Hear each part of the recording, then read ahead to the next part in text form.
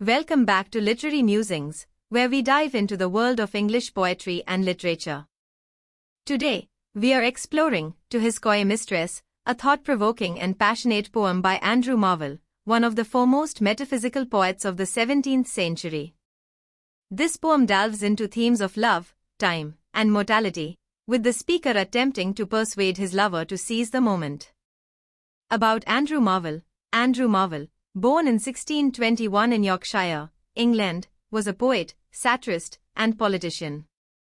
Known for his sharp intellect and wit, Marvell was part of the metaphysical poetry movement, characterized by its complex metaphors, intellectual depth, and unique blend of sensuality and spirituality.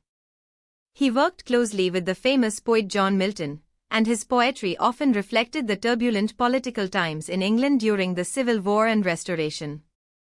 To His Coy Mistress is one of Marvell's best-known works, blending philosophical reflections on time and desire with a sensuous, urgent tone.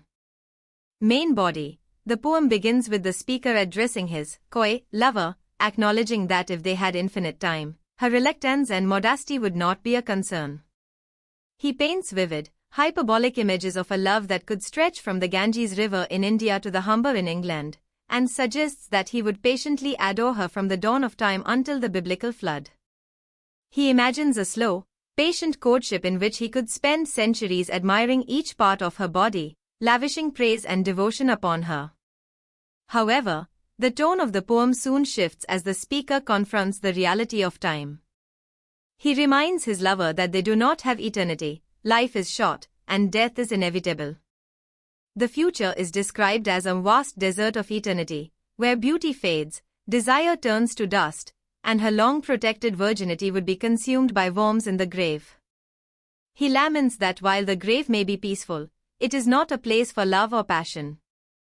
In the final stanza, the speaker urges his mistress to seize the moment and embrace the pleasures of life while they are still young.